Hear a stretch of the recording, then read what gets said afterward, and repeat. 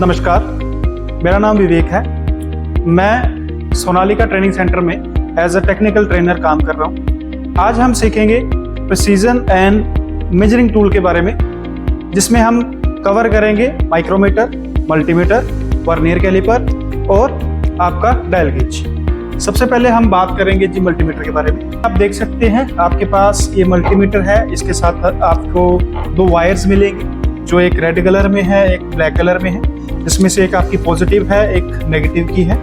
तो अब हम सीखते हैं कि किस तरह इन वायर्स को मल्टीमीटर के ऊपर लगाना है। तो सबसे पहले आप देखोगे आपके पास मल्टीमीटर में ये 1 2 3 4 पोर्ट है। इन 4 पोर्ट में से 3 रेड कलर के हैं और एक ब्लैक कलर का। तो जो आपका ब्लैक कलर वाला पोर्ट है, ऑलवेज ब्लैक कलर वाली वायर उसके बीच में लगा देनी है आपने।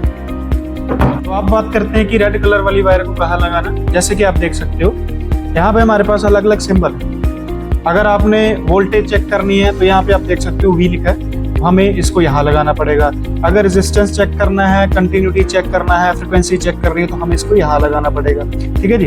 अगर आपने किसी चीज का एम्पियर करंट चेक करना है, यहाँ लगाना पड़ेगा। टेम्परेचर चेक करना है तो इसको यहाँ लगाना पड़ेगा। तो अभी हम चेक करेंगे, सीखेंगे कि किस तरह हम टैंक यूनिट को चेक कर सकते हैं। तो जैसे कि आप देख सकते हैं यहाँ हमारे पास टैंक यूनिट पड़ा है। तो टैंक यूनिट का बेसिकली काम क्या है, आपके डीजल टैंक में ये लगा रहता है। ये आपको डीजल का लेवल बताएगा कि आपकी जो टैंक है वो फुल है, हाफ है कि लो कंडीशन में है कि खाली है पूरा। ठीक है जी। तो अब ये ओके काम कर रहा है कि नहीं काम कर रहा ओके, इसको चेक करने के लिए ये रेजिस्टेंस के ऊपर काम करता है। तो हम इसका रेजिस्टेंस चेक करेंगे। तो अभी रेजिस्टेंस चेक करने के लिए हमें इस रेड कलर वाली वायर को स्पॉट में लगाना पड़ेगा। तो रेजिस्टेंस का सिंबल हमारे पास ओम रहता है, हम इसको यहाँ पे इंसर्ट करते हैं। तो अभी हम मल्टीमीटर को ऑन करेंगे। ठीक है जी। उसके बाद ये स्विच हमारे पास मूवेबल है। तो यहाँ पे हमारे पास जो सिंबल है रेजिस्टेंस का वो ये रहा ओम। तो हमें इस स्विच को यहाँ पे लाना है।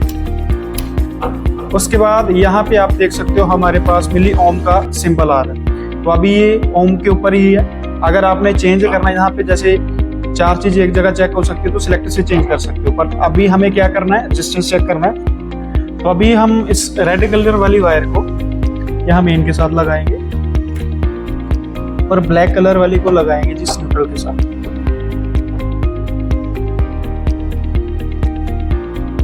तो जैसे आपने इन वायर्स को यहाँ पे लगा लिया, तो आप इस फ्लोटिंग गेज को अप डाउन करोगे।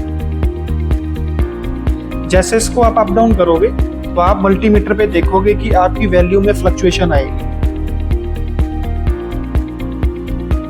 अगर इसको अप डाउन करते आपकी वैल्यू में फ्लक्चुएशन आ रही है तो आपका ये टैंक यूनिट बिल्कुल ओके काम कर रहा है। अगर इसको फ्लक्चुएट करते समय आपकी वैल्यू स्टिल 0 आ रही है, फ्लक्चुएट नहीं कर रही, उस केस में आपका ये टैंक यूनिट खराब है।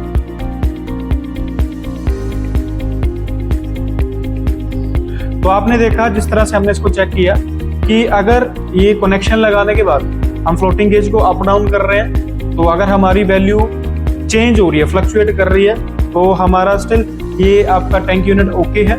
अगर अप डाउन करते ड्यूरिंग अप डाउन के समय कि आपकी वैल्यू स्टिल 0 पे है, तो आप क्या कहोगे कि हमारा टैंक यूनिट सही काम नहीं करता। तो अभी हम बात करते हैं जी मेजरिंग टूल्स के बारे में। तो सबसे पहले हम बात करेंगे माइक्रोमीटर की। जैसे कि आप देख सकते हो यहाँ पे मेरे पास माइक्रोमीटर है। इसकी मेजरिंग आप देख सकते हो 0 से 25 mm तक हम इसके साथ माइक्रोन्स में प्रिसीजन वैल्यू जो हमारी रहती है उसकी मेजरमेंट कर सकते हैं। ये फील्ड में बेसिकली आप यूज कर सकते हो। किसी बोल्ट का साइज आपने मेजर करना है, किसी नट का साइज मेजर करना है, या कोई शीट मेटल का पार्टिकल जिसको आपने मेजर करना है, वहां पे आप इसे यूज कर सकते हो माइक्रोमीटर। तो अभी हम देखेंगे इनके पार्ट्स के बारे में, कंपोनेंट्स के बारे में।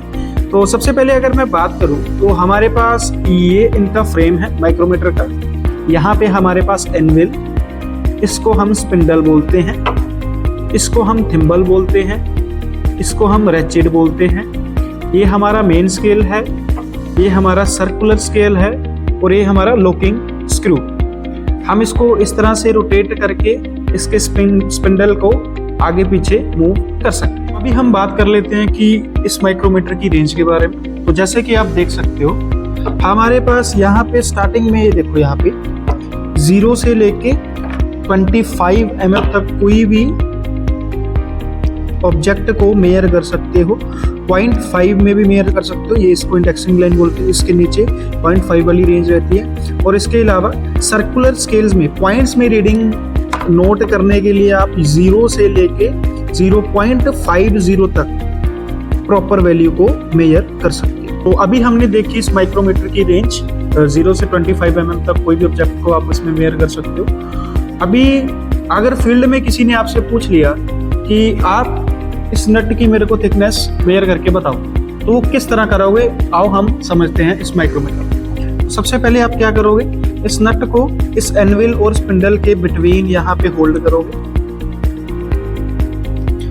तो यहाँ पे होल्ड करके इस रैचेट से इसको प्रॉपर होल्ड कर लोगे और इसको लॉक कर दोगे। अभी आप देख सकते हो कि इस नट की रीडिंग हमें यहाँ पे शो कर चुकी है। अब हमें किस तरह इसको पढ़ना है हम देखेंगे।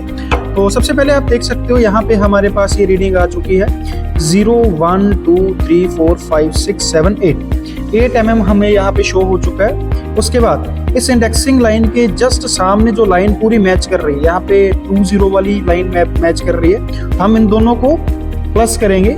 सबसे पहले ये मेन स्केल की वैल्यू 8 प्लस अब इस सर्कुलर स्केल की वैल्यू 0.20। तो उनको जैसे हम प्लस करेंगे तो हमारे पास जो इस नट की थिकनेस आ जाएगी वो आ जाएगी 8.20 mm।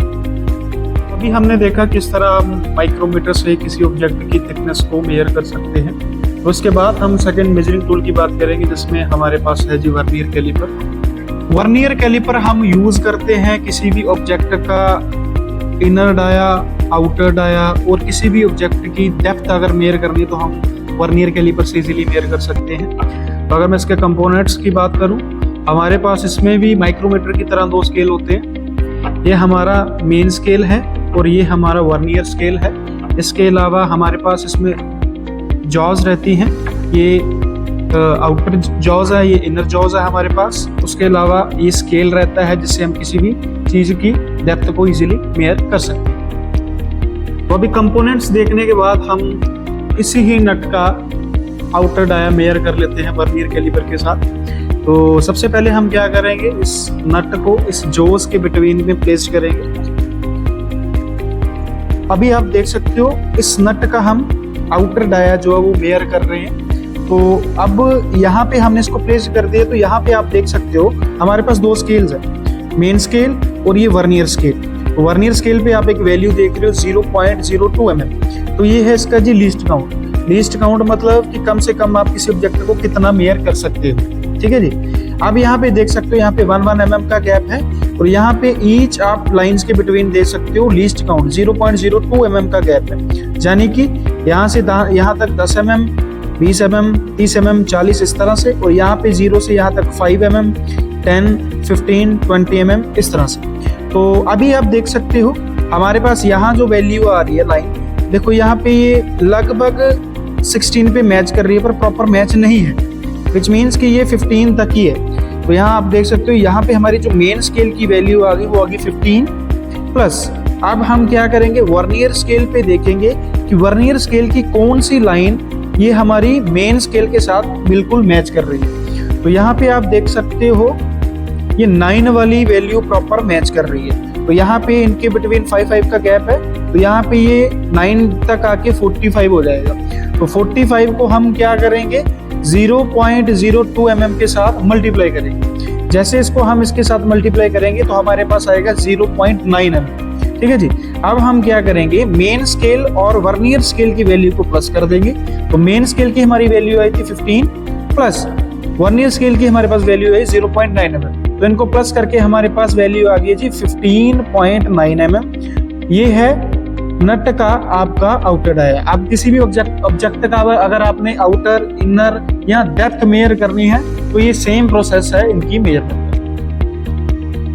तो इसी तरह आप किसी भी ऑब्जेक्ट का इनर डाया, आउटर डाया और डेप्थ इजीली मेजर कर सकते हो सेम मेथड के साथ। तो अभी आपने देखा कि किस तरह से वर्नियर कैलिपर को हम चला सकते हैं, किस तरह से उसमें वैल्यू को मेजर कर सकते हैं। इसके बाद हम देखेंगे जी किस तरह हम डायल गेज से किसी भी ऑब्जेक्ट की मेजरमेंट कर सकते हैं। तो डायल गेज बेसिकली हम यूज करते हैं किसी भी ऑब्जेक्ट की बैकलैश प्ले को मेजर करने के लिए। तो सबसे पहले अगर मैं इसके कंपोनेंट्स की बात करूं तो हमारे पास इसमें ये आपको स्पिंडल मिल जाएगा जो इस तरह से मूव करता है। इसके अंदर 2 गेजेस मिल जाएंगे आपको। एक यहाँ पे आप देख सकते हो 2 टाइप की स्केल है, ये एक बड़ा वाला स्केल है, एक छोटा वाला। तो यहाँ पे ये रोटेटिंग है, इसको आप कहीं भी सेट कर सकते हो अकॉर्डिंग टू योर, आपने जो भी चीज़ को मेयर करना। तो अगर फील्ड की मैं अगर बात करूं तो ये हम यूज़ करते हैं किसी भी ऑब्जेक्ट की बैकलैश को चेक करने के लिए। तो अब हम देखेंगे कि किस तरह से इसकी वैल्यू को हम मेयर कर सकते हैं। ठीक है जी। तो हमारे पास 2 स्केल आप देख सकते हो। ये सबसे पहले इसको रोटेट करके आप 0 पे ला सकते हो। तो ये 0 से जैसे आपकी नीडल आगे की तरफ जाएगी, जब ये फिर से 0 पे आ जाएगी तो आप देख सकते हो जो छोटा वाला स्केल है उसकी नीडल घूम के 1 पर आ चुकी है, मतलब कि हमारा 1 mm कंप्लीट हो चुका है। इसी तरह जब ये फिर घूमेगा तो वो 2 पे आ चुकी है, तो हमारे 2 mm कंप्लीट हो गए। तो इस तरह हम 10 mm तक इसमें क्या कर सकते हैं, किसी भी ऑब्जेक्ट की बैकलैश प्ले इजीली चेक कर सकते हैं। तो अभी हम देख रहे हैं कि डायल गेज के साथ हम किस तरह की ट्रांसमिशन की जहाँ टेल और अपने क्राउन व्हील के बिटवीन बैकलैश चेक कर सकते हैं। तो जैसे कि आप देख सकते हो यहाँ पे हमने इसको एडजस्ट किया हुआ है। तो ये एडजस्ट करने के लिए हमारे पास ये कुछ टूल्स रहेंगे।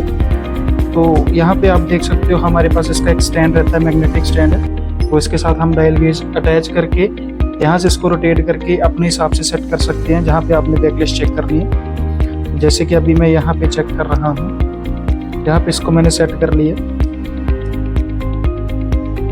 तो सेट करने के बाद आप यहाँ पे देख सकते हो इसको रोटेट करके नीडल को 0 पे लाओगे। तो अभी हमने इसको 0 पे सेट कर लिए। तो आप इजीली आप देख सकते हो, सबसे पहले हम इसको इस तरह प्ले देंगे। तो जैसे आप देख सकते हो इस तरह हम इसको प्ले दे रहे हैं। तो आप देख सकते हो 0 से ये 20 की तरफ चला गया। तो आपके टेल पिनियन और क्राउन के बीच में जो बैकलैश है वो हमारी 0 से लेके 20 तक चले सकते। तो 20 मतलब 0.20 इसकी जो mm में है वो बैकलैश रहेगी।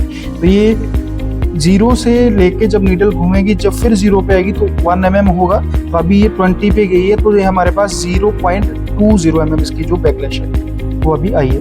देख सकते हो किस तरह हमने डायल गेज के साथ बैकलैश को चेक किया। अब इसके अलावा हम फील्ड में रिम के रनआउट को इजीली इसके साथ चेक कर सकते हैं डायल गेज के साथ। इसके अलावा और अलग अलग काफ़ी आप कह सकते हो कि किसी भी चीज़ की आपने प्ले चेक करनी है तो उससे हम डायल गेज से इजीली प्ले को चेक कर सकते हैं। तो देखा दोस्तों, कितनी आसानी से आज हमने इन प्रिसीजन टूल्स यानी डायल गेज, मल्टीमीटर, माइक्रोमीटर और वर्नियर कैलिपर के बारे में सीख लिया। दोस्तों, हम में से ऐसे कई लोग हैं जिनको इन प्रिसीजन टूल्स को यूज करना नहीं आता। तो आज इस वीडियो के माध्यम से आप कई बार रिवर्स फॉरवर्ड करके इन प्रिसीजन टूल्स को यूज करना सीख सकते हैं। तो आशा करता हूं ये वीडियो आपको बहुत पसंद आया होगा।